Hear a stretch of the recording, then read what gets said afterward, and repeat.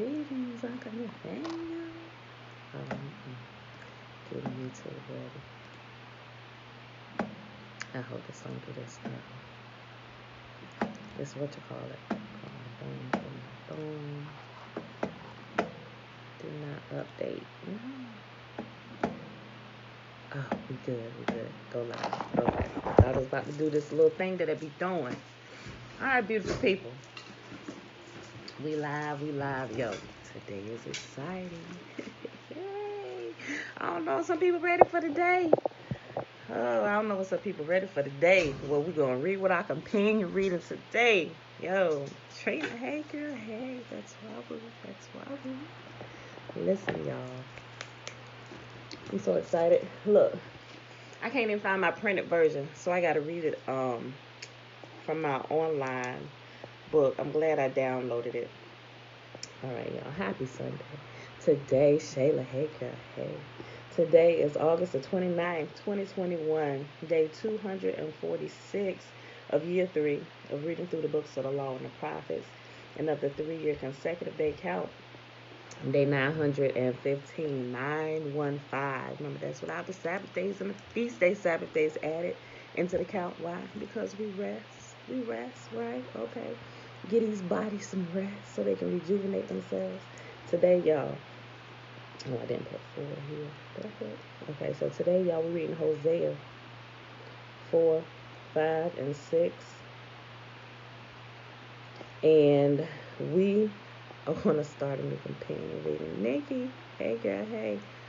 We're going to start a new companion reading today. It's a really, really, really, really thin book, and we'll probably only be in it for a couple of days, then we'll go into another one. But we are reading the true authorship of the New Testament. We're going to find out who wrote the New Testament today, y'all. Kurt Shalom. We're going to find out who wrote the New Testament, why they wrote it, what some of the things mean, the analogies and everything. You guys, I've sent it to a few of you that asked about it a little while ago, so you may have read through it. You may have skimmed it, but we're going to go through every single page, right? Okay. And to answer some of these questions, whereas you are in church sometime and you hear different people, well, Mark wrote the book of Mark. This is Luke's account. Matthew wrote this, and really, well, we're going to find out. I ain't going to say it. I'll just let you find out yourself, y'all. Okay, so let's go ahead and do the Shema. Before we get started, I'm so excited about this today, y'all. We might lose some people. Some people just ain't ready for it. You know how you hear something and you just can't believe it because you've been taught a certain thing all your life. But that's okay. We understand it. You just need to let it soak in and go check into these things. Go look into them, right? And there's a way to test everything, people. There's a way to test everything. I don't teach y'all how to do nothing else. I want to teach y'all how to test principles.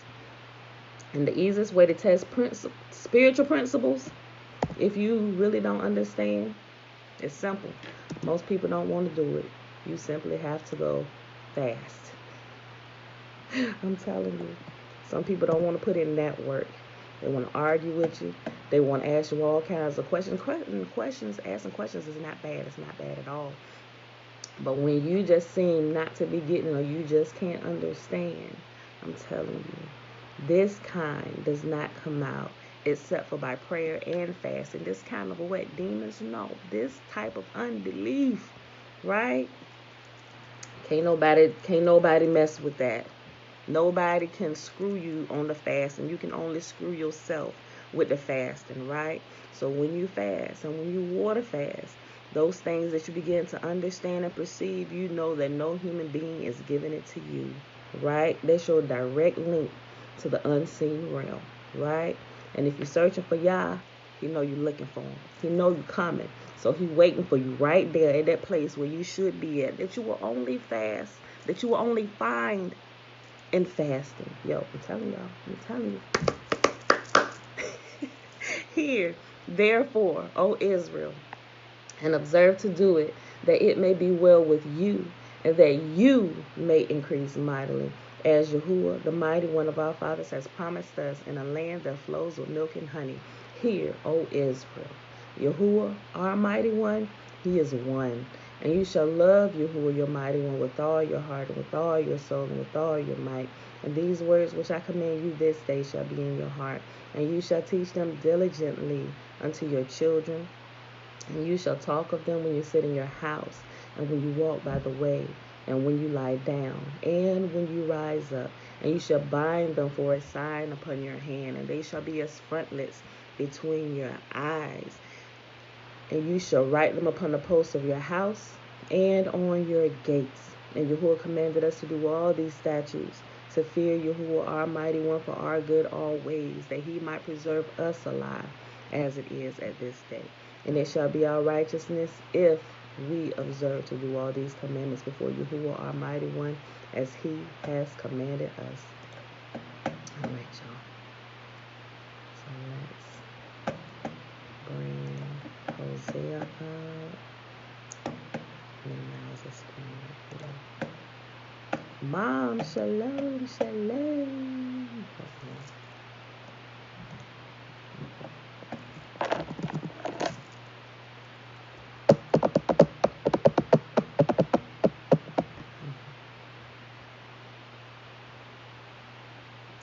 Let's move this so slow today. I'm sorry.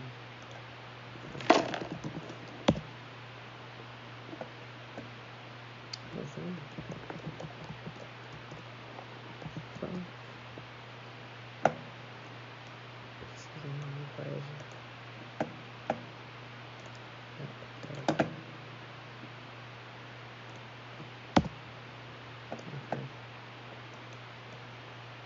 I'm using an NLT, y'all. Hosea chapter 4. Yahuwah's case against Israel. Hear the word of Yahuwah, O people of Israel. Yahuwah has brought charges against you, saying, there is no faithfulness, no kindness, no knowledge of God in your land. You make vows and break them. You kill and steal and commit adultery. There is violence everywhere, one murder after another. That is why your land is in mourning, and everyone is wasting away. Even the wild animals, the birds of the sky, and the fish of the sea are disappearing. Don't point your finger at someone else and try to pass the blame. My complaint, you priests, is with you. So you will stumble in broad daylight, and your false prophets will fall with you in the night. And I will destroy Israel, your mother. My people are being destroyed because they do not know me. Since you priests have refused to know me, I refuse to recognize you as my priests. Since you have forgotten the laws of your God, I will forget to bless your children. The more priests there are, the more they sin against me. They have exchanged the glory of Yahuwah for the shame of idols. When the people bring their sin offerings, the priests get fed. So the priests are glad when the people sin. And what the priests do, the people also do. So now I will punish both priests and people for their wicked deeds. They will eat and still be hungry. They will play the prostitute and gain nothing from it, for they have deserted Yahuwah to worship other gods. Wine has robbed my people of their understanding. They ask a piece of wood for advice. They think a stick can tell them the future. Longing after idols has made them foolish. They have played the prostitute, serving other gods and deserting their God. They offer sacrifices to idols on mountaintops. They go up into the hills to burn incense in the pleasant shade of oaks, poplars, and terebinth trees. This is why your daughters turn to prostitution, and your daughters-in-law commit adultery. But why should I punish them for their prostitution and adultery? For your men are doing the same thing, sinning with whores and shrine prostitutes. Oh, foolish people, you refuse to understand, so you will be destroyed. Though you, Israel, are a prostitute, may Judah be not guilty of such things. Do not join the false worship at Gilgal or Beth-aven, and do not take oaths there in Yahuwah's name. Israel is stubborn, like a stubborn heifer. So should Yahuwah feed her like a lamb in lush pasture? Leave Israel alone, because she is married to idolatry. When the rulers of Israel finish their drinking, off they go to find some prostitutes. They love shame more than honor, so a mighty wind will sweep them away. Their sacrifices to idols will bring them shame. Sheesh. Hosea chapter 5. Demi Shalom. The failure of Israel's leaders. Hear this, you priests. Pay attention, you leaders of Israel. Listen, you members of the royal family. Judgment has been handed down against you, for you have led the people into a snare by worshiping the idols at Mizpah and Tabor. You have dug a deep pit to trap them at Acacia Grove, but I will settle with you for what you have done. I know what you are like, O Ephraim. You cannot hide yourself from me, O Israel. You have left me as a prostitute leaves her husband. You are utterly defiled. Your deeds won't let you return to your God. You are a prostitute through and through, and you do not know me. The arrogance of Israel testifies against her. Israel and Ephraim will stumble under their load of guilt. Judah too will fall with them. When they come with their flocks and herds to offer sacrifices to me, they will not find me, because I have withdrawn from you. They have betrayed the honor of Yahuwah, bearing children that are not mine. Now their false religion will devour them along with their wealth. Sound the alarm in Gibeah. Blow the trumpet in Ramah. Raise the battle cry in Beth-Aven. Lead on into battle, O warriors of Benjamin. One thing is certain, Israel. On your day of punishment, you will become a heap of rubble. The leaders of Judah have become like thieves, so I will pour my anger on them like a waterfall. The people of Israel will be crushed and broken by my judgment, because they are determined to worship idols. I will destroy Israel as a moth consumes wool. I will make Judah as weak as rotten wood. When Israel and Judah saw how sick they were, Israel turned to Assyria, to the great king there, but he could neither help nor cure them. I will be like a lion to Israel, like a strong young lion to Judah. I will tear them to pieces. I will carry them off, and no one will be left to rescue them. Then I will return to my place until they admit their guilt and turn to me. For as soon as trouble comes, they will earnestly search for me. Last chapter for the day, y'all. Hosea chapter 6. These really short chapters too. A call to repentance. Come, let us all return to Yahuwah. He has torn us to pieces. Now he will heal us. He has injured us. Now he will bandage our wounds. In just a short time, he will restore us so that we may live in his presence. Oh, that we might know Yah. Let us press on to know him. He will respond to us as surely as the arrival of dawn or the coming of rains in early spring. O Israel and Judah, what should I do with you, asked Yahuwah? For your love vanishes like the morning mist and disappears like the dew in the sunlight. I sent my prophets to cut you to pieces, to slaughter you with my words, with judgments as inescapable as light. I want you to show love, not offer sacrifices. I want you to know me more than I want burnt offerings. But like Adam, you broke my covenant and betrayed my trust. Gilead is a city of sinners, tracked with footprints of blood. Priests form bands of robbers, waiting in ambush for their victims. They murder travelers along the road to Shechem and practice every kind of sin. Yes, I have seen something horrible in Ephraim and Israel. My people are defiled by prostituting themselves with other gods. O Judah, a harvest of punishment is also waiting for you, though I wanted to restore the fortunes of my people. And that, my beautiful people, is our reading for today. Now, let's go ahead and hop on over here. And I'm going to share this link with y'all the whole time while we read this. Hold on. The true authorship of the New Testament. And also, if you go to my playlist, in the playlist section on my YouTube channel, you will actually see a playlist entitled The True Authorship of the New Testament. You can click on that. I actually got on this. I got on this purple head wrap, but I got it in a different way, and I look like Chiquita Banana. That rap was real hot. Y'all watch that video. Every time I look at that video, I'm like, oh my gosh, I'm gonna knock that thing off my head myself. But anyway, I got on this purple turban, and it's real high, but you will see it. The video is like a minute long, and I'm just telling you to click down into the description box to click on the link to pull that up. Matter of fact, let me just go there now. I'll pull it up from there. I'll go to my own playlist and click on it. And make sure the link is still active. It's a good way to check. Okay, let's see.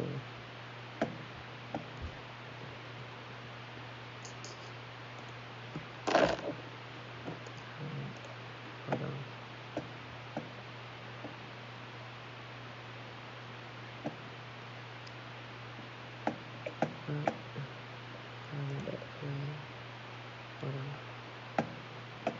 Hold on. I should have had the link ready. I really should have. Okay. Go to it. Oh, and if you're watching this from my backup channel, you got to go to my main channel. So I'll put the link in the description, in the description box, and I'll pin it to the comment section. Okay, playlist. So you can actually, because it's only on my main channel. All right, here we go. So you're going to have to go to the main channel to actually get the link to this. And the video is 54 seconds. Okay, hold on. Okay, here's the link. And I did put the link in there to Amazon because Amazon did sell it. But since I started telling people about it, they're sold out, right? So people didn't want to board it, right? Look, I bought it too. I can't even find my copy. All right, y'all. Here it is. Let me share the link down here real quick for y'all. Just in case you want to click on it and read it simultaneously while I'm reading it. In fact, I'll post it on a live video. Hold on. Right here. This way. Like I said, while I'm reading it, so you'll know I ain't got no shenanigans going on. Hold on. Post. I don't know if that's clickable from the chat. Look, and it came from my backup channel. Okay, hold on. Let's see. I can't. Okay, so you just saw me post it in the chat. I can't post it under the whatchamacallit. I'm sorry. Okay. I guess it ain't gonna work that way. So just go to the video and pull it up while I read it, y'all. I'm sorry. I thought I was gonna be able to post it. Maybe I'm just doing something wrong. But you just seen my post in a live chat box. Let me see if I can put it here on Facebook too. Hold on. There you go. Okay. All right, y'all. So here we go. Minimize this so I can see it. Okay. Y'all might be able to click that now. Okay, in the chat box. Okay. The true authorship of the New Testament and Arius Calpurnius Piso is his pen name. Y'all may not necessarily know that name. I'll tell you the name you may know the Piso family by, right? This particular Piso, Arius Calpurnius Piso, everybody might know him as Flavius Josephus. That's why I can't roll with Josephus. Josephus, he was a great historian, boy. He could tell a story like none other.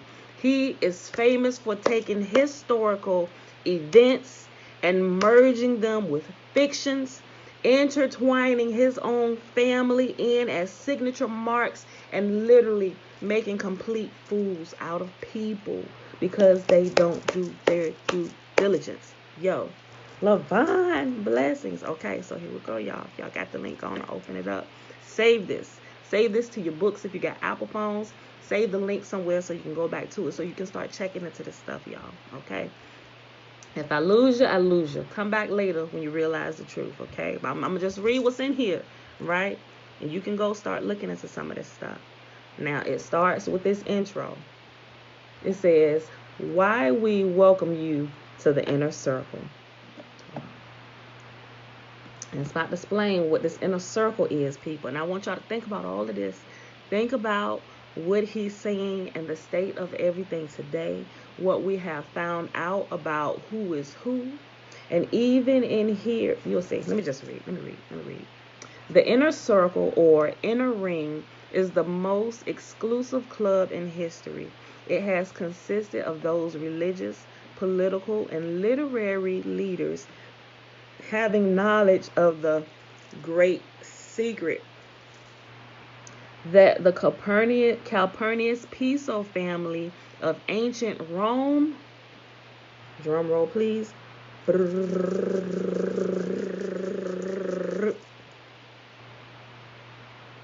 created the fictional Jesus. I'm going to read it again. I'm going to keep on reading, y'all.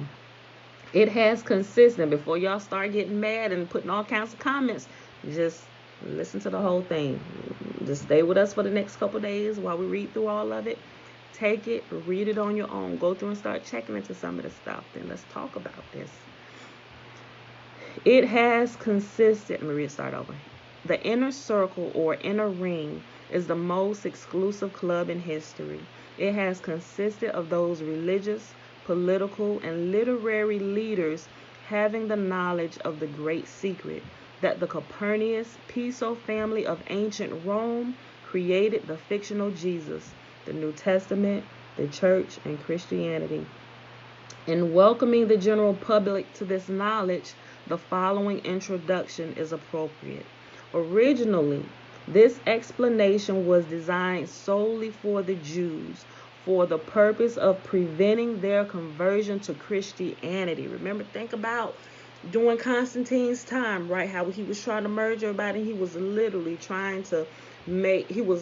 all of the Torah keepers, those who were keeping the Torah, who were full of power, and Yah was showing up for them. They were literally trying to squash all that power. They didn't want that power that the true sons and daughters of God, or the true sons and daughters of Yah. What does a God birth? A God births gods, right?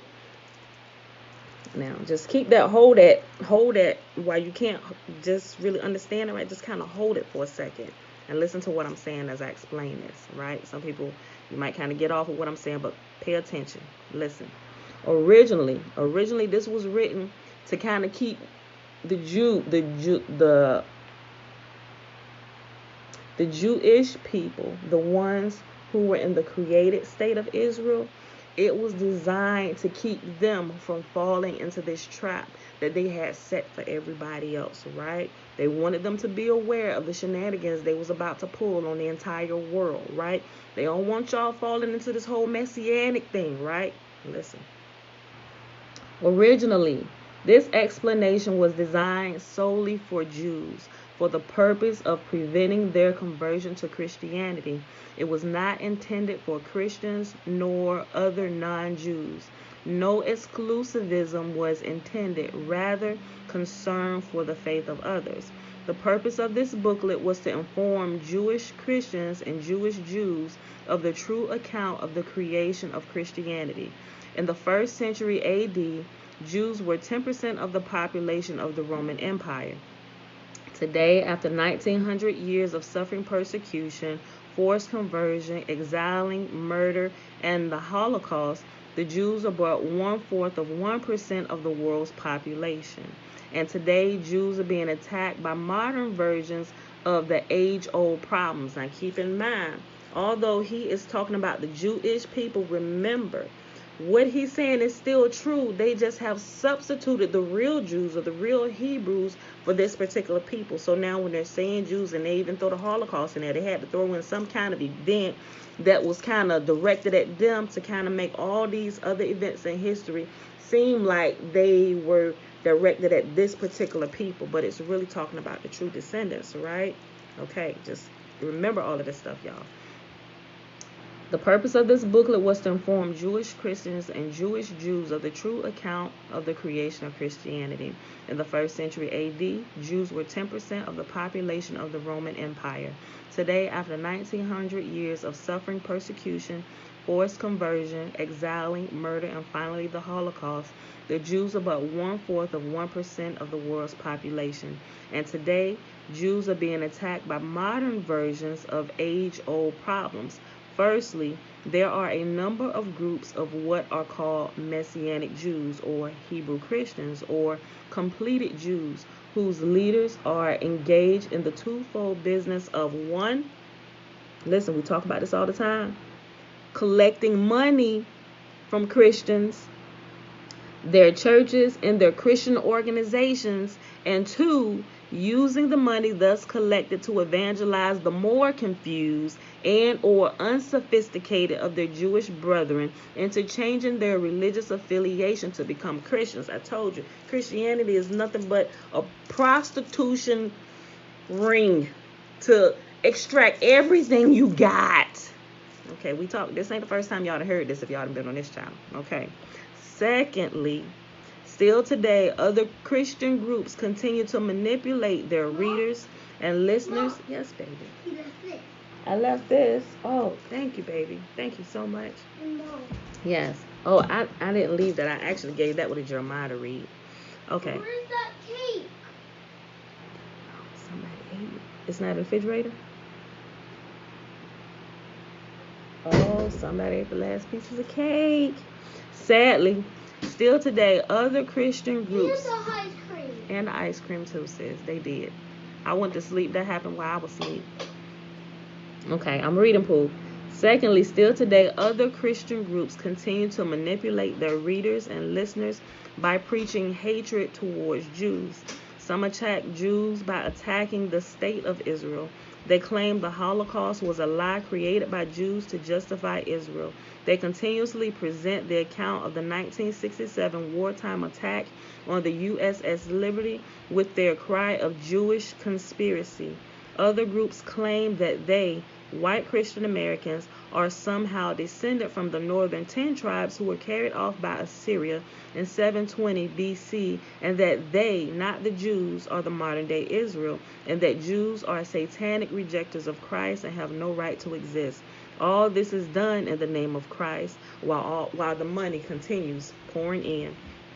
This hatred towards Jews seems reasonable to many only because 1900 years of stereotyping Jews has conditioned popular thinking to its acceptance. The hatred was deliberately created by the authors of the New Testament, as this booklet shows. Thirdly, our Arab cousins have seized upon the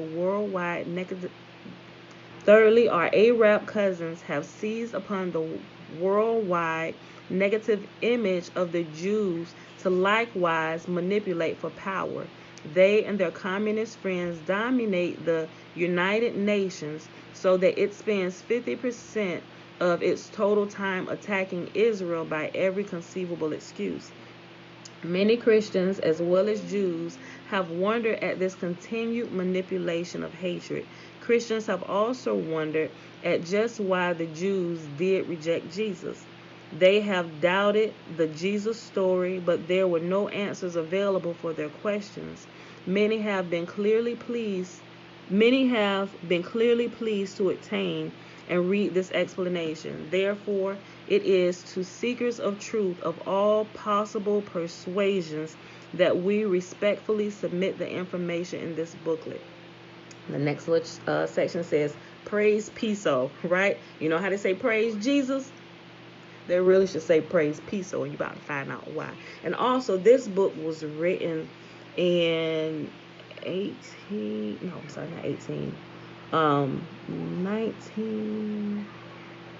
hold on. I think it was like 1980 something, y'all. It could be earlier than that because there's actually, matter of fact, if you go to my playlist section, I think I put the video link in there for somebody who was actually teaching this in I think it was the 70s. You can tell because the video is extremely old. But even back then, and as I began to look at different things, I could see that even throughout time that a lot of people were trying to tell people what the New Testament really was. And first of all, when they wrote it, and this is pertaining to the four Gospels, right? The four Gospels. They never thought, Piso never thought, or Flavius Josephus never thought that this literary work of his, the Gospels, this literary work, he never thought it would go as far and be read as long as it was, right? Okay. A challenging proposal. If any group or person should feel its sincerity and or honesty is being unfairly attacked by this booklet or should wish to challenge this thesis, we stand ready to publicly debate on the issues. The actual authorship of the New Testament, and B, the proof that leaders know this great secret and use the information. Yes. Can you leave some fruit from there? Wait a minute, Pooh. Wait till I'm done reading. And B, that proof that leaders know this great secret and use the information, which is code, in their writings. Code, C-O-D-E. They code this in their writings. Okay. What's the next page?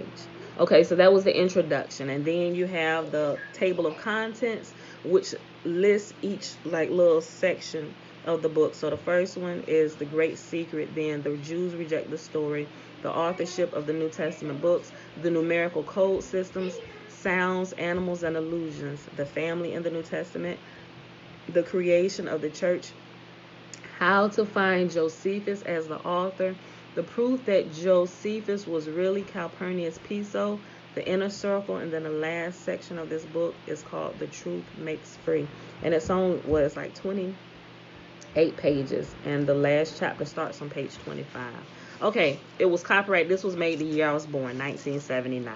Okay, this book, it was published in 1979. Okay, first part, the great secret. For there is nothing covered that will not be revealed. And you can find that in Matthew chapter 10, verse 26. The New Testament, the church, and Christianity were all the creation of Calpurnius Piso, pronounced Piso, P-E-S-O. But it's spelled P-I-S-O, but it's pronounced Piso with it's a E, P-E-S-O. The New Testament, the church, and Christianity were all the creation of Calpurnius Piso, pronounced Piso, family, who were Roman aristocrats. The New Testament and all the characters in it, Jesus, all the Josephs, all the Marys, the disciples, the apostles, Paul, and John the Baptist, are all fictional. The Piso created the story and the characters. They tied the story into a specific time and place in history, and they connected it with some peripheral actual people, such as the Herods, Gamaliel, and the Roman procurators, but Jesus and everyone involved with him were created, that is, fictional characters. So as I wrote this, remember how I said there are some true things in the New Testament. It's because they took real live events and they've created fiction around it and made it all one and make it seem like all of it's true. So even this right here, and you actually go back and start looking for some of this stuff, it'll help you to divide the truth from the leaven. And while you're doing this, I recommend that you fast, right? So you can really see what's going on, people. I'm just telling you from what I personally did and what I had to do. Because at first I was like, this is a lie. This is a lie. But certain things was not adding up. Okay, let me keep reading. Okay. In the middle of the 1st century of the present era, Rome's aristocracy felt itself confronted with a growing problem. The Jewish religion, or the Hebrew religion, was continuing to grow in numbers, adding ever more proselytes. Jews numbered more than 8 million and were 10% of the population of the empire, and 20% of that portion living in East Rome. Approximately half or more of the Jews lived outside Palestine, which many were descended from proselytes, male and female. However, Judaism's ethics and morality were incompatible with the hallowed Roman institution of slavery on which the aristocracy fed, lived, and ruled.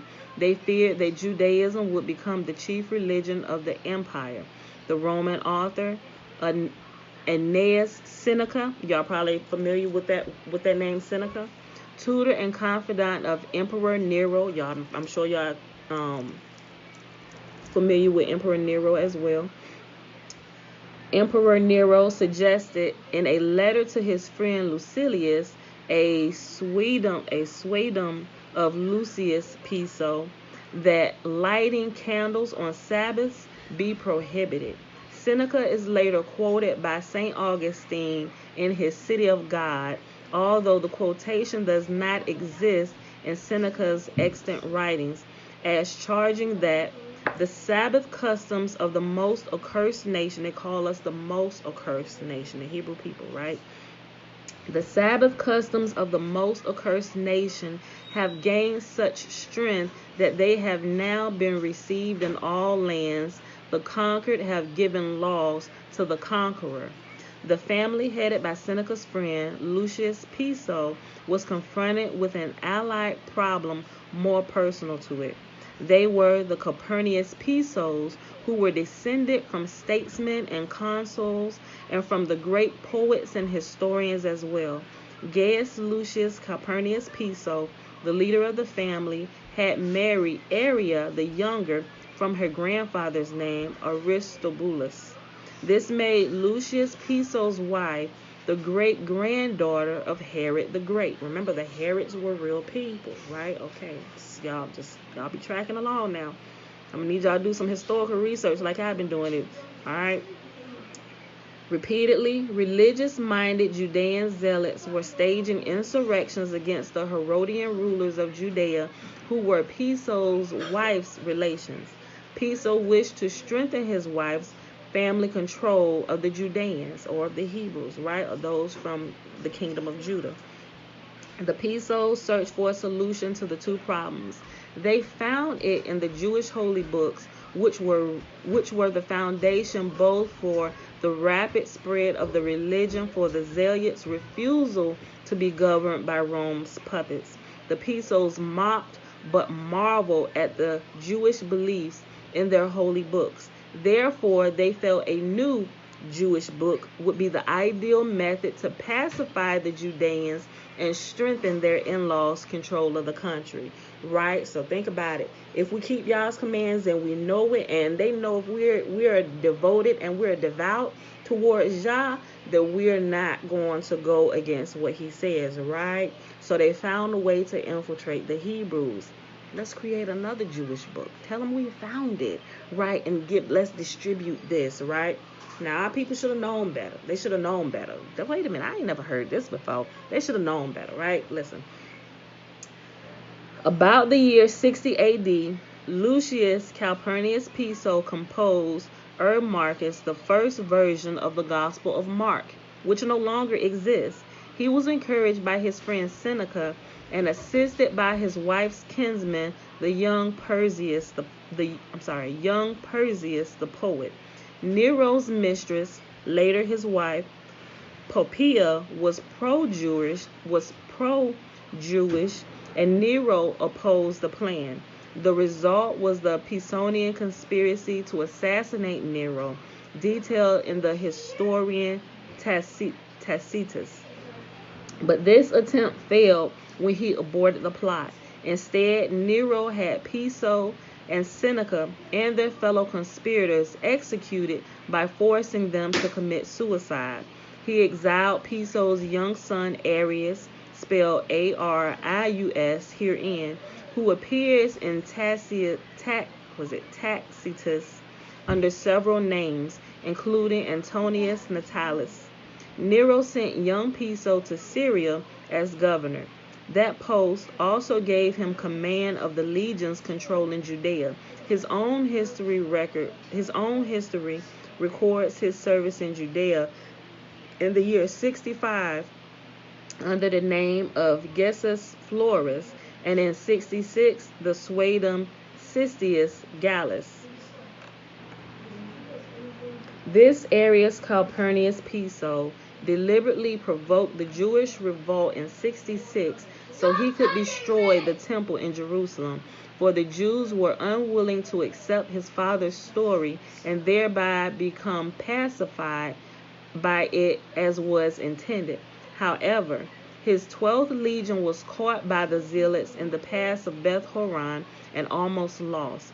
Nero's reaction was to exile him instead to Pannonia to command a legion there, and to send Licinius Mucanus to serve in Syria, and Vespasian to Judea to put down the Jewish revolt. Y'all familiar with Vespasian too, right? Some of these names will be clicking for y'all. Then in 68, Nero was assassinated by his own slave Epaphroditus, who, unknown to his master, was young Piso's lackey. Galba became emperor and named Piso's cousin Lusanius Piso as his intended successor, but Galba in turn was soon overthrown by Otho. Otho was then overthrown by Vitellius, at which point Piso and his friends began to flock together against the latter. The Pisos and Vespasian and Musanius and Tiberius Alexander, Philo's nephew, all joined ranks behind Vespasian to seek to overthrow Vitellius. Arrius Calpurnius Piso was still commanding the 7th Legion in Pannonia, which is Austria-Hungary, and Vespasian sent him, now appearing in Tacitus, with the name Marcus Antonius Primus, south across the Alps to overthrow Vitellius. Meanwhile, the main body of Vespasian's legions marched overland under Mucianus from the east towards Rome. Piso succeeded in defeating Vitellius' army and secured Rome for Vespasian. Mucianus arrived and promptly sent him to Judea to help Titus at the siege of Jerusalem. He did so, and in 70 they assaulted the city, then the temple, burned it, slaughtered many thousands, sent thousands more to slavery, and gladiatorial combat and death, or, the gladiators. Some of them they used to be gladiators, fight to the death, right? Then Arrius Calpurnius Piso wrote in sequence the following. In 70 through 75 CE, he wrote the Gospel of Matthew. In 75 through 80 CE, he wrote the present Gospel of Mark. In 85 through 90 CE, he wrote the Gospel of Luke with the help of Pliny the Younger. In the Gospel story, yes, baby. Did your boys let's do homework? They don't need to do homework right now. Yes, they do. Why? So you can get on the computer? No. Why, Pooh? No, I don't. Okay. I said boys have to do schoolwork and just do schoolwork and let me play on my laptop and the computer. Okay, go ahead, Pooh. I'll address them about their schoolwork today. Okay? No! Sis, I'm about to send you upstairs. You're interrupting the reading. Wait. Listen, wait. Okay, thank you. Remind me in a second. Okay. In the gospel story, he inserted himself by playing the role not only of Jesus, but also of all the Josephs as well. He particularly enjoyed assuming the identity of Joseph, wishing to create a Jewish hero, a savior in fictional form. He and his father before him felt the identity of a second Joseph secretly, but very aptly fit them. For their name Piso had the same 4 letters, rearranged as the 4 Hebrew letters Yud, Vav, Samek, and Fe, which in that language spelled the name Joseph. Thus they saw themselves as the new Joseph. This is why so much of the story of Joseph in Egypt is secretly redone and inserted into the gospel story of Jesus. So when y'all read that, and I know a couple people as they started paying attention, like, wait a minute, this sounds a lot like Joseph. And yes, it absolutely does. Keep on reading, keep on searching, and you're going to find out why. A lot of people, as they start to read it, they begin to notice how similar a lot of the things are that begin to match, right? So we're about to talk about this. Okay. This is why so much of the story of Joseph in Egypt is secretly redone and inserted into the gospel story of Jesus. Okay, so now he's giving you 2 charts. If you're looking at the PDF, you will see it's the Jewish Joseph of Jesus, and it's comparing it to the second Joseph, Jesus in the New Testament. Okay, so in the in the Old Testament, in Genesis, you'll see Joseph has 12 brothers. In the New Testament, you'll see the new Joseph, who is Jesus, has 12 disciples. In the Old Testament, in Genesis, the Joseph there were spices on camels. The second Joseph, which is Jesus in the New Testament, got the spices with the Magi. In the Old Testament, Joseph flees without his cloak from Potiphar's wife. In the New Testament, the young disciple flees without his cloak when Jesus is arrested. In the Old Testament, Joseph was sold for 20 pieces of silver. In the New Testament, Jesus is sold for 30 pieces of silver. Old Testament, brother Judas suggests a sale. New Testament, Judas sells Jesus. Old Testament, background was Egypt, bondage, and slaying of the firstborn. In the New Testament, the background was flight to Egypt to avoid Herod's slaying of the male children. Matthew 2:13 and 16. Old Testament, Miriam is the sister of Moses, whose story is sequel to that of Joseph. New Testament, Miriam is Jesus' mother. The Jesus figure which Piso creates is a composite. He inserts redrawn elements from Joseph in Egypt and other Jews of the Bible, elements from Essene writings, and characteristics of various pagan gods. Piso plagiarized the Hebrew scriptures. Especially, he loved and borrowed freely from the prophet Isaiah, whose 44th chapter was most helpful. Piso's idea to make Jesus a God to whom to bow, worship, and pray came from Isaiah chapter 44, verse 17. And the idea to prophesy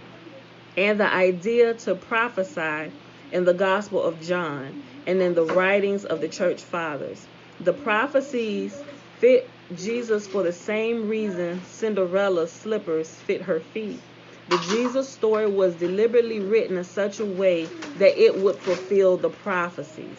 In addition to creating Jesus in literature, Piso created for himself another famous literary role, that of a purported Jewish general and then historian, Flavius Josephus. As Josephus, he contended he had bravely led his fellow Jews in the war in defending Galilee against the Roman invaders. However, like Jesus, Josephus came only in literature, that is, in Piso's own writings. Under his fictional name, Flavius Josephus, he also wrote during these approximate years the following books. And some of you may have some of these books. I have them. Yes, babe. Okay, no, that's enough. You want to eat all them strawberries? Okay. I mean, I believe you, but just if you want some more, come back and get some more. Okay. So from 75 to 80 CE, he wrote the Jewish War. From 90 to 93 CE, he wrote Jewish Antiquities, which is a Jewish archaeology. From 96 to 103 CE, he purported his autobiography entitled Vita in Latin, which... My drink not taste natural. My drink tastes good. Very good. His purported autobiography entitled Vita in Latin, which would be Bios in Greek, which is also fictional. And you got from 103 to 105 CE, he wrote the Contra Apionem, Apionem. Piso is known publicly in history only under his pen name of Flavius Josephus. He does not appear as Arius Calpurnius Piso. His true identity is decipherable only by reconstruction. With his father's death at Nero's hand in 65, the Pisos vanished from public Roman history. For the next 73 years, they were busy writing the New Testament, tightening their power over the known world, but they appear only under alias names. They reappear as a family with Piso's grandson, Antonius, as emperor in 138, and are thereafter known chiefly as the Antonites, but not as the Pisos. What time are we at? 48. Okay. The second section, the Jews reject the story. He came unto his own, and his own received him not. You can find that in John chapter 1, verse 11. His mother's people rejected his tale, and with good reason. They well knew he had destroyed their temple and city and slaughtered their people because of his senseless hatred, John chapter 15, verse 25, and that he was now the author of the new fiction by which Rome was hoping to control the Judean masses. They also knew that while finishing the Gospel of Matthew and writing his account of the war entitled the Jewish War, he was the Roman general who in 73 destroyed the last 3 Jewish outposts, Macarius, Herodian, and then Masada. In the semi-fictional story of the war which he wrote, he gave himself, as conqueror of Masada, the fictional name Flavius Silva. He knew the details of the siege of Masada intimately because he was the one who conducted it. He wrote that the defenders who committed suicide totaled 960 because, as the explanation later of his code system will explain, 600 stood for Christ, 300 stood for the cross, 60 stood for the name Calpurnius Piso. Then he inserted into the Gospel of Mark, after the year 75, the fallen commander of Masada, Eleazar ben Yair. He makes him Jairus in Mark chapter 5, verse 22. Then he puts him into Luke chapter 8, verse 41 as Lazarus. He was teasing that he, Piso, because his alter ego creation was Jesus, could heal and raise from the dead, whereas the Jews had been forced by him to perish at Masada. Because of the destruction in the war, Judea after 70 was desolate and underpopulated, with little left to tax. The Herodian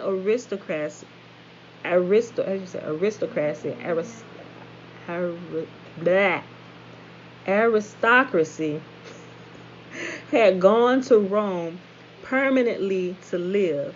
The Sadducean priesthood, appointees and in-laws of the Herods, were dead at the revolutionaries' hands, and the remainder scattered to Rome.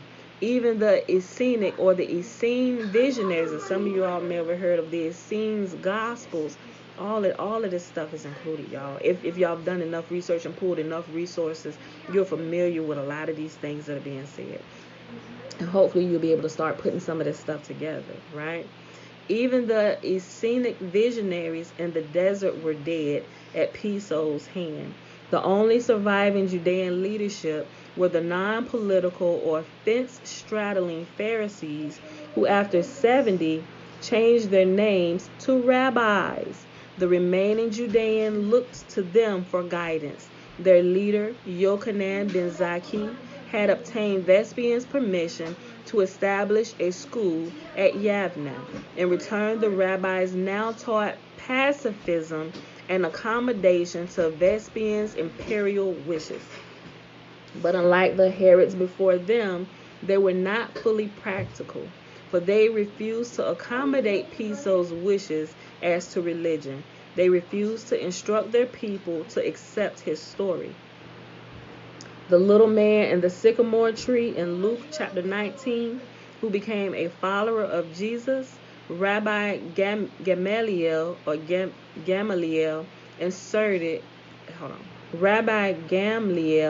is inserted not only as the teacher of Paul, Acts chapter 22 verse 3, but also as the speaker at the Council of Jerusalem, warning that the apostles should be let alone, Acts chapter 5 verses 38 through 39. If you're familiar enough with the New Testament, you know what this is talking about. Remember how they said, okay, they doing all kind of miracles in his name, whatever. He said, listen here, if these people if this man is truly is truly the Savior or whatever, then leave him alone. He said, but if this is an insurrection, when he dies, all of them are going to fall away. He said, but if he dies and they multiply, it's going to be to our detriment, right? So y'all familiar with this. So I just kind of summed it up in my own words, right? But that's found, and that was Gamaliel that spoke that, right? And that's, you can find that in Acts chapter 5, verse 38 through 39. But you can also see him in Acts 22, verses 3 as Paul's teacher. Even Rabbi Akiva would be added to Acts as Agabus, Acts chapter 11, verse 28, and Acts chapter 21, verse 10, and as Siva. Yeah. I need to wash these off. Go ahead, you can rinse them off.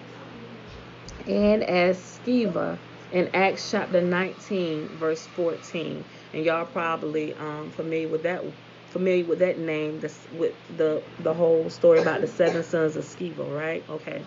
More vengeance was wrought by Piso by his picturing the Jews and the successive gospels as increasingly evil. In Matthew chapter 23, yes, baby. I want to do it. Okay. In Matthew chapter 23, Jesus repeatedly calls the scribes and Pharisees hypocrites and even vipers, but does not include the people. In Matthew chapter 3, verse 7, also the Pharisees and Sadducees are called the offspring. Hold on. Okay. The Pharisees and Sadducees are called offspring of vipers, this time by John the Baptist. But by the time of Luke chapter 3, verse 7, it is not merely the leaders, but the crowds whom John the Baptist called the offspring of vipers. Get out of here. Because you agitating me. Go on in there. I wanted to do it. Stop. I'm not even done. Sheesh. Sorry, y'all. But by the time of Luke chapter 3, verse 7, it is not merely the leaders, but the crowds whom John the Baptist calls the offspring of vipers. In Acts chapter 23, verse 12, written in 96 through 100, it is the Jews and not merely the Pharisees and Sadducees who form a conspiracy to kill Paul. By the time of the Gospel of John, year 105, the author, Piso's son, Justus, has Jesus tell the Jews who challenge him, "You are of your father, the devil." John chapter 8, verse 44. Even when Piso absolves the villains of culpability, "Father, forgive them, for they know not what they do," found in Luke chapter 23, verse 34, it is the Roman soldiers and not the Jews whom he excuses. It was true that none of the actors knew because of none of the fictional characters would be present to observe the writing of the story. Okay, hold on, make it back. It was true that none of the actors knew that because none of the fictional characters would be present to observe the writing of the story. The New Testament pictures the Jews as the enemies of Jesus, of Paul, and of the message of the gospel. Piso's son, Proculus, writing the epistle to the Romans in Romans 11, chapter 28, explained the reason why the Jews were being pictured as the enemies of the new believers. As concerning the gospel, they, the Jews, are enemies because of you, or for your sakes. That is, in order that the people would believe the story. The author of 1st and 2nd John admits why the Jews were then opposing the gospel. They were refusing to confess that Jesus Christ had come in the flesh. 1 John chapter 4, verses 3, 2 John verse 7. The author's response was to stop, Bella. The author's response was to label such opponents as deceivers and antichrist, right? Let me see what time we at. 57, okay. We'll read this third section. Just remember everything we learned, everything that Yahuwah tells us, like everything. Y'all got to keep everything in its proper order. You have to be able to separate the truth from error. And when it gets too hard and you get confused, just stop, take a breath, seek Yah, and fast, right? And I'm telling you, it begins to unfold so beautifully, right? And some people it takes them a little longer to see, but when you truly get free, we can get on really about our Father's true business in this earth, right? We need more people woke to what's really going on, right? So you can see everything that's been happening around you, all the magical spells and what they have been doing to keep the true sons and daughters from manifesting in this earth. All of creation is waiting for us, right? And we can't seem to break ourselves free from these stories. All of creation is waiting on the manifestations of the true sons and daughters of Yah. I'm going to take you upstairs. Stop it. All right, the next section. The authorship of the New Testament books. Let God be true, but every man a liar. Romans chapter 3, verse 4. The main authors of the New Testament books were Arius, Calpurnius Piso, which is also called Josephus, his son Fabius Justus, his granddaughter's husband Pliny the Younger, and his son Julius.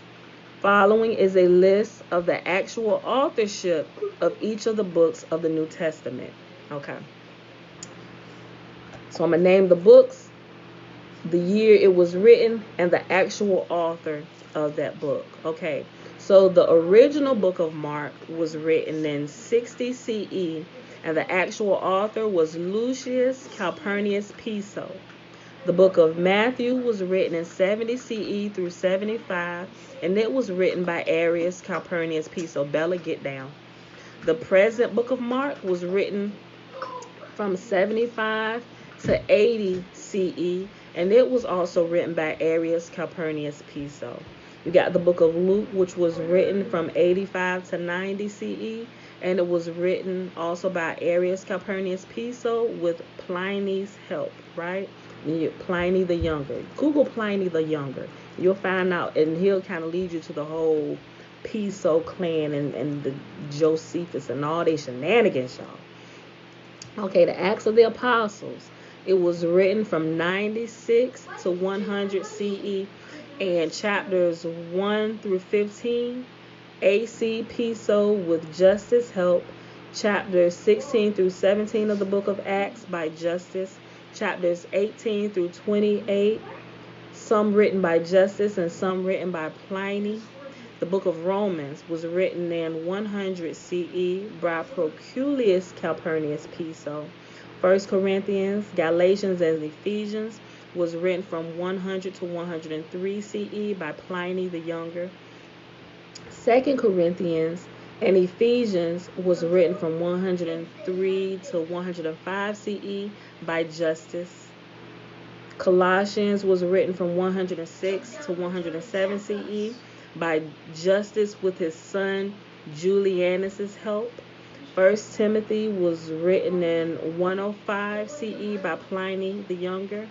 And 2 Timothy was written in 107 by Justus.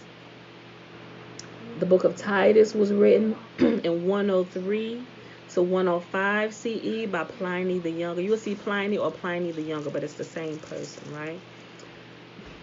Philemon was written from 105 to 110 CE by Justus with the help of Julianus. The book of James was written in 110 by Justus. The book of 1 Peter and 2 Peter was written in 110 to 115 CE by Proculus. 1st, 2nd, and 3rd John was written in 110 to 115 CE by Julius Calpurnius Piso. Stop sight. Jude was written in 110 to 115 CE by Julius.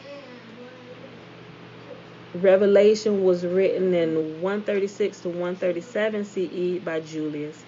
The book of Hebrews was written in 140 by Flavius Arrhenius, or Arian, aka Appian, the younger grandson of Piso, by Claudia Phoebe. Okay. The Church Fathers. Between 100 and 105 additional Christian books were already being done by the same authors who were finishing the New Testament itself. Julius wrote an epistle as Clement of Rome. Pliny wrote a number of epistles as Saint Ignatius. Proculus wrote one as Saint Polycarp. By these writings, the authors were installing themselves in their own time as the legitimate successors of the apostles Peter and Paul, who had supposedly written in the middle of the past century. This facade entitled them, as they now went among their new believers, to be the legitimate propagandizers and interpreters of the Christian writings. The Septuagint. Father too was busy. Piso was amending the Greek Septuagint. In his Gospels, he strengthened his story by misquoting places from the Hebrew scriptures. He changed language in the Septuagint to make it conform with the New Testament misquotes. Remember, we've been talking about all of this stuff, right? And if you only just use the Bible, maybe dictionary and the concordance, sometimes you not get on this stuff. If you get smart, you'll go pull the Septuagint. See, this lines up with this. Y'all got to go further back, right? And as you go further back and you do really diligent study, you'll begin to see that the sweater is unraveling, right? It is unraveling. You ain't going to have nothing left. They done took truth and mixed it with fiction. They done put themselves inside of there, created stories around it, and made it line up oh so perfectly that it made it look like this is happening. And even the prophets, remember how we talk about the prophecies? Oh, this prophecy has happened just like they said in my G. They're still controlling everything. Of course it's happening like that. And it looked like prophecy is being fulfilled because they wrote it. They wrote the friggin' prophecies. And they're pulling the strings to make sure it's carried out like this. They're controlling the media. They're controlling the story that plays before your face. They've created the book that put it in front of you. And you think, oh, Jesus is coming back. This is the answer. I'm like, if y'all don't wake up. I'm trying to get y'all attention. I'm like, they're creating a story. And they're taking y'all down the drain with them. And make us look like the Antichrist. And they tell you, they warn you, anybody that go and they start speaking against this, they're speaking another gospel. They're trying to keep you away from us because we are the ones who are really trying to wake you up. Pay attention, right? And that's why I said, if you don't believe nothing, there is something that nobody can tamper with. Fasting. You fast. The only person that can stop you from fasting is you. Fasting will open your eyes to the unseen realm and all the shenanigans and everything that you hold so tightly to and believe is the truth. When you feel like, oh my gosh, that's being shaken, what am I going to hold on to? Has everything been a lie? No. All of that has to be shaken away so you can see the truth and you can see the firm, solid ground so we can walk, people. Okay, look. The Septuagint. Father too was busy. Piso was amending the Greek Septuagint. In his Gospels, he had strengthened his story by misquoting places from the Hebrew Scriptures. He changed language in the Septuagint to make it conform with the New Testament misquotes. That way, there would be an alleged correct translation of the Hebrew Scriptures with which the New Testament quotations agreed. Listen. Hold on. And this one right here, I'm still like, oh my gosh. We really I'm just putting everything away. And I'm just going to fast for 40 days and 40 nights. The Apocrypha. Piso wished to create a strong foundation on which to place the new faith. So between 100 and 115, he created the story of the 400 lost years of Jewish history. He did this also by writing most of the 14 books of the Apocrypha, including Esdras, 1 Maccabees, Judah, Tobit, Bel and the Dragon. We just read Bel and the Dragon yesterday. By making Jewish history brave and glorious, the empire's people would more readily accept it as their own history and become the new Israel. The writings of Arian. Later between 130 and 150, Arian or Arrhenius, a longer form of his grandfather's name Arius, would emulate him. He would use Piso's Suetums of Flavius and Barnabas. He would compose, in addition to Hebrews, many Christian books. And y'all probably heard of these.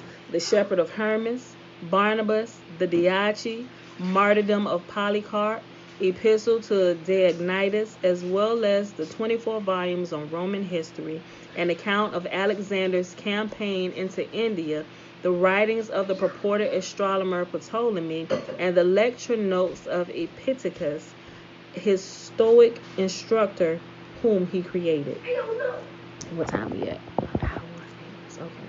Let me see what comes after this. Because we're going to have a pause somewhere. Let me see where we're going to pause. Ooh. I'm going to read these numerical systems. Okay. Let's see. Let me see where I'm going to stop so that I keep my page.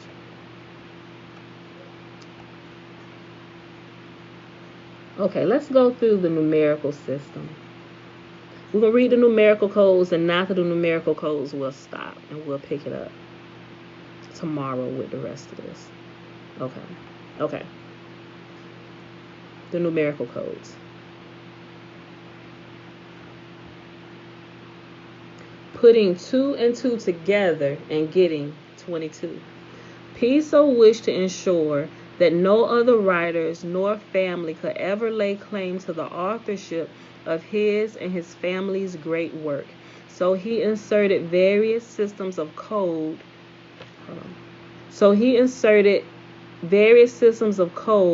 Into his New Testament writings, and similarly into his public writings under his Josephus name, and also into the Apocrypha, each to express his and his family's true identity. It was like copywriting his work. Centuries before, the Greek philosopher Pythagoras had developed a method of expressing ideas through the numerical equivalence of a word's letters. Piso took and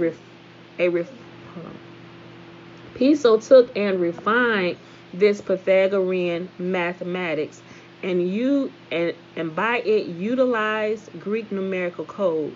Basically, 3 systems. 1, you have the small numbering. When the same system was used by the Jews in Hebrew, they called it mispar katan.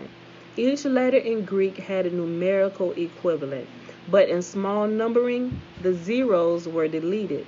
Thus, in Greek, his family name was spelled Calpurnios Piso and had the following numerical equivalents. Hold on. So if you got it, you will see these letters. I'm going to say the ones I know. Hold on. You got, some of them look like Roman numerals, y'all. But if you got it, now I recommend you pull it up and go to the section, because I might just screw this up.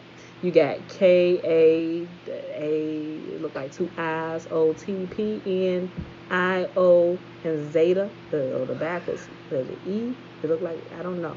Then you got the 2, then the 1, then the backwards E, and like the Omega, right? I probably screwed up the names, okay? But under each letter, it has a numerical value. And the first one, and I'm going to just for them letters that I screwed up, I'm going to give you the numerical values and what they added up to. So it was 20 plus 1 plus 30 plus 80 plus 70 plus 400 plus 100 plus 50 plus 10 plus 70 plus 200 equals 41. That was for the first word. Okay. I get it. It's his name. Calpurnius Piso. The first word is Calpurnius, and the second word is Piso, and there's a numerical value for each letter of his name. So that's the 2 words, Calpurnius, but it's spelled with a K here. In other places it's spelled with a C. So Calpurnius, each letter of his name, it added up and equaled 41. All those numbers I just gave you, somehow it magically equaled 41, right? Then Piso, 80 plus 10 plus 200 plus 800 equals 19, right? So the total of his word is 19. The Piso word is 19. Mom, you just sign log in on your laptop? Listen, I'm on my laptop right now, and the total of his first name, Bella, I'm gonna send you upstairs. Yes. Don't let him on your laptop. I need to play with them. The total of his first name, Calpurnius, is 41. Piso is 19, right? Together, the 2 words total 60. I don't know what kind of math they doing, but I'm just reading what it said, y'all, right? So they even figured out this elaborate numbering system that confuses everybody. Number 2, the initial system. Bella, hush. This involved using only the initial letters of the names, but with full numerical, not small numbering values. K was 20, P was 80, thus KP was 100. C in Latin was 100, P was 80, thus CP was 180. K was 20, P, which was R in Greek, which was as R in Greek, is 100, thus KP was 120. C was 100. P as in R in Greek was 100. Thus, CP was 200, right? Okay. Number 3, sequence system. This was used with and as an extension of systems 1 or 2. Each Greek letter also had its assigned sequence in the order of the letters in the alphabet. Using the sequence system together with 1, the letter for 60 was, there's this, it looks like a Z kind of, or a line down in it. It's a symbol. Look at you'll see what I'm talking about. The letter for 60 was this symbol right here, which even today appears as, there's another symbol, but this symbol is like a cross. It's like a cross with a cross higher at the top right here and 2 more lines under it. So it's a line, a small cross, a longer, smaller cross, and the longest cross at the bottom. That's what that symbol is, which you see on the papal cross, right? That letter was the 14th letter of the alphabet. Thus, Calpurnius Piso, which was expressed as the number 60, was also expressed as the number 14. That is, 14 became the secret equivalent of 60. You see how they trying to mind screw you every which way, right? Using the sequence system together with 2, K was the 10th letter in sequence and P was the 16th. Thus, KP was 26. Examples of his use of these numbering systems are as follows. In the Gospels, the 2 chapters containing genealogies of Jesus are Matthew 1 and Luke chapter 3. He uses various methods to express those numbers which most personally express his identity, namely 41, 60, and 26. In Matthew chapter 1, 41, the actual number of generations from Abraham to Jesus, count them. Number 60, the crucial verse in Matthew chapter 1, verse 17, which recites 14 3 times. 1 plus 17 plus 14 3 times is a total of 60. The number 26. And the first chapter has a total of 25 verses. That plus 1, the first chapter, gives 26. They're doing some Illuminati type numbering, right? They got numbering hidden everywhere. In Matthew, they was the real Illuminati, y'all. This is where they get this from. In Matthew chapter 1, hold on, no, I went back up too far. Hold on, my computer jumped. I'm sorry. Okay, in Luke chapter 3, 40.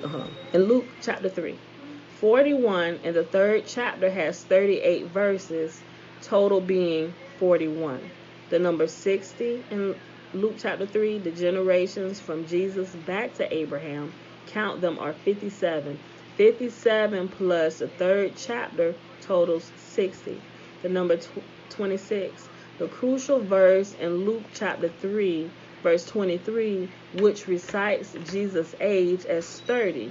3 plus 23 is 26. Please note that Christians have been taught that the New Testament at that time did not have numbering of the chapters and or verses. That also is not true as far as Piso's own copies were concerned. Stop. Sorry, go back over there. Get back over there. Go. That is also not true as far as Piso's own copies were concerned. Bella, hush. I saw him do it. Okay, thank you. The family arranged the verses so that many of the more important ones would, with the chapters, total Piso's numbers, such as John 3:16, total of 19, and John 8, chapter 32, total of 40. That no chapter and or verse numbering appears on copies distributed to be read to the illiterate slaves and poor people is quite immaterial. Introducing the actual 57 generations in Luke chapter 3, is the statement in Luke 3, verse 23, that Jesus was 30 years of age. It is thereby hinted that the 30 should be added to the 57, which follows, thus giving a total of 87. Then we should compare the 87 to the actual 41 in Matthew chapter 1 that gives a difference of 46. I know smoke is like coming out y'all ears, but just go back and read it slow, y'all. Listen.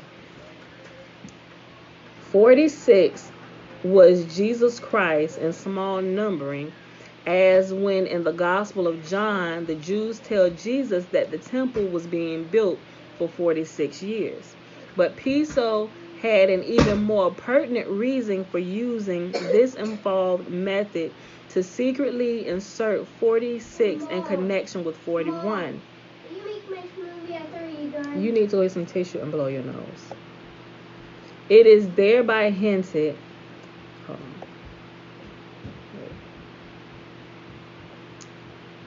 I don't want back up. I'm sorry, y'all. Hold on.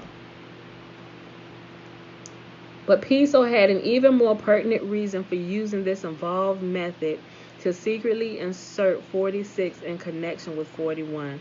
He was hinting that we should put the two numbers together as 41:46 and then find that verse in Genesis. When we do that, we find the verse by which recites that Joseph was 30 years old when he stood before Pharaoh in Egypt. By secretly thus hinting at Genesis 41:46, Piso was teasing that the chapter and verse in Genesis was the source of his idea to make Jesus 30 years of age. He was saying that the Old Testament story of Joseph was the source of his idea to use the Joseph. Hold on. I skipped a line reading. Hold on. By secretly thus hinting at Genesis 41:46, Piso was teasing that the chapter and verse in Genesis was the source for his idea to make Jesus 30 years of age.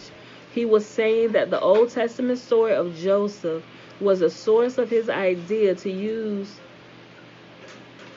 the Joseph story, that is, many elements in it, as redone by him for Jesus' life, and the idea to remake himself as the fictional Joseph, that is, Josephus, a purported Jewish historian, and also to insert himself as all the Josephs in the New Testament. Okay, the following is a chart of the three numbering systems explained above. Okay, so this is the Greek lettering chart, y'all. So if you have this, if you know what it looks like, it's there. I gave you the link, so if you go to page 7, you'll actually see that. I'm not going to read through all of that, but it gives the letters, the Greek letters, the names form: alpha, beta, gamma, delta, epsilon, zeta, eta, theta, iota, kappa, lambda, mu, nu, z, omicron, phi, rho, sigma, tau, upsilon, phi, chi, psi, and omega, right? It goes through all of those, how it's pronounced, the small numbers, the number 2, the initial numbering system, then you got the third sequence system of the numbers. All of that is on that chart. So go to the link, go to page 7, and you will see it, right? Okay. And I'm going to finish this numbering section. Okay. In his public writings as Josephus, read the first couple pages of his Vita, his purported autobiography, and you will see that he uses in order the following numbers. 26, Eiosis, or we talked about this in the book we just got finished reading, Fossilized Customs, right? The I was, what is this? The INSOUS with the Seuss, right? Which is how they spell Jesus in small numbering, right? Okay. The number 9, the 9th letter was I, which stood for Iosis, however you pronounce it. I still don't know how to pronounce it, but it's how you spell Jesus in the Greek, what they used to do before they made the I to J and all that, right? Okay. Number 14, which was equivalent to 60 and hence KP. Number 16, the 16th letter in sequence in the alphabet was P, pronounced pi, as in pie in the sky, Jesus. Number 19, piso in small numbering in Greek was 19. 26, kp by the sequence system. 600, the letter X pronounced ch in Greek, and which was the first letter of Christos in Greek. It was 600 by the initial system. The number 80, P, which stood for piso, was 80 by the initial system. The following are the main numbers the pisos use in the New Testament and in their public writings, and which have been used since by others, and why they use them. That is, what each number represented to the pisos and to others who later knew the secret. Number 14, this 14th letter by the sequence system stood for 60 and therefore kp. Number 16, the 16th letter by the sequence system was P, which stood for piso. 19, piso was 19 in small numbering. That is why in Judaism the prayer against the minim was the 19th prayer. Okay, and we almost done. This last little bit, and this is really small. Okay. Okay. 8. Roman historians Seut period Nero 49 and Dio Cassius 63:29 explain merely that Epaphroditus assisted the emperor's suicide. See also Tacitus, the Annals, it's a Roman number XV 55, footnote number 2. 9, Tacitus Histories. Oh, okay. These are the footnotes. Okay, so it's telling you where to pull these things from. Okay, so all of these are footnotes. 10, IBID 2, 74 through 81. 11 is IBID 3. Second footnote, number 1. 12 is IBID 3.6. The realization that Marcus Antonius Primus was a suatum of Arius Calpurnius Piso is based on these factors. 1. The name in Pliny's letters, under which Piso is the latter's wife's grandfather, is Arius Antonius. Number 2, according to Suetonius, Lives of the Caesars, this is a book, Lives of the Caesars. So, Julius Caesar, right? The Julian calendar, all that stuff. These are Caesars, and you've heard me say their names as we was listing the books, right? Okay. According to the Suetonians in Lives of the Caesars, book, what's this? Book 4, volume 25, XXV. I think that's 25. I might have that wrong. It's book IV, volume XXV. I ain't that good with Roman numerals, y'all. Forgive me. Emperor Gaius Caligula appropriated Gaius Piso's wife at Piso's marriage. That would have been about the year 36, the year before Arius' birth. Caligula, y'all may be familiar with this word Caligula. It actually means something. I forget what it means, but if you've seen the movie Get Out, you heard the word Caligula, right? When he's sitting down there in the chair and they make him watch that video and they tell him about all the disgusting things that they were doing to Caligula and all that stuff. Okay, they probably got that name from here. They laughing at us, y'all. That would have been about the year 36, the year before Arius' birth. Caligula is known to have been a descendant of Marcus Antonius. Seemingly, Suetonius was teasing at the questioned paternity of Piso's alter ego creation. Number 3, Tacitus' caustic descriptions of Marcus Antonius Primus reminded one of Piso. Number 4, the idea to call Piso Antonius Primus was his own. It was Piso himself in his Jewish War, volume 4, page 495, who first detailed Antonius Primus's campaign for Vespasian against Vitalis. Also, Josephus inserts Antonius, which is also himself, as a centurion who dies at the capture of Jotapata in the Jewish War, Volume 3, page 333. Number 5, we got a couple more, y'all, then this will be done for the day. Marcus Antonius Primus, colleague in the campaign against Vitellius, is named Arrius Vargas, Tacitus Histories, Volume 3.6. This is yet another alter ego of Piso himself. In the mid-50s, while in his teens, young Piso was a perfect of a cohort of legionnaires in the campaign against Vulgus, king of Armenia, serving there in Tacitus. You can find that in the Annals XIII.9 under the name Arrius Varius. Number 6, his exploits as General Marcus Antonius Primus account for his absence from Judea in the years 67 through 69 between his defeat as Cestius Galeus as his reappearing to assist Titus at the siege of Jerusalem in 70.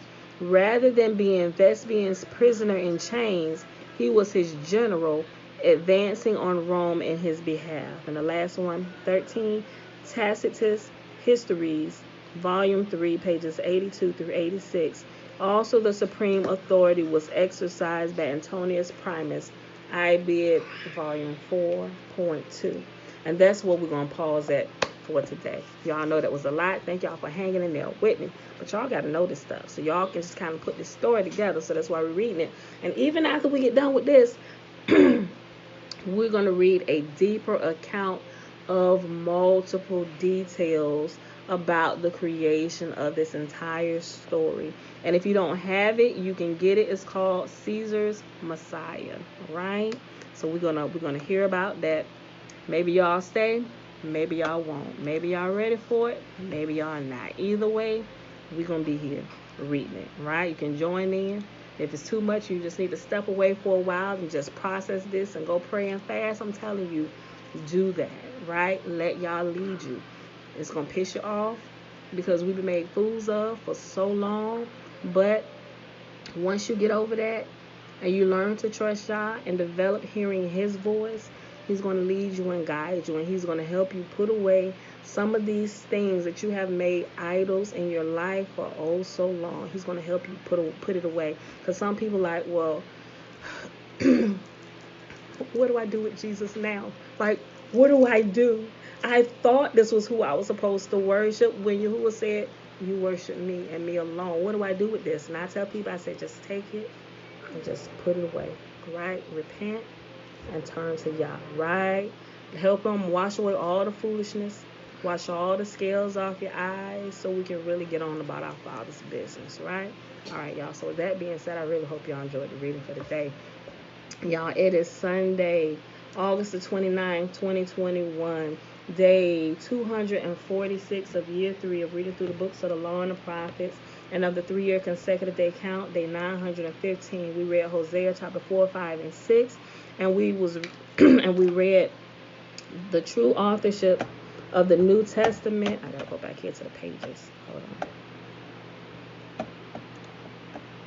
We read pages 1 to 26. That was a lot. What? 26? Pages 1 to 26 to the top of page 26. I'll keep my place. Because it's real short, y'all. So I guess that was if you got it, you will see it as you scroll through. All right, y'all. So with that being said, let's go ahead and do the blessing, right? The blessing is found in Numbers chapter 6. Verses 22 through 27. Remember, the first 21 verses is the Nazarite vow. Man or woman can take it. And Yahuwah spake unto Moses, saying, speak unto Aaron and unto his sons, saying, on this wise ye shall bless the children of Israel, saying unto them, Yahuwah will kneel before us, presenting gifts, and will guard us with a hedge of protection. Yahuwah will illuminate the wholeness of his being towards us, bringing order. And he will provide us with love, sustenance, and friendship.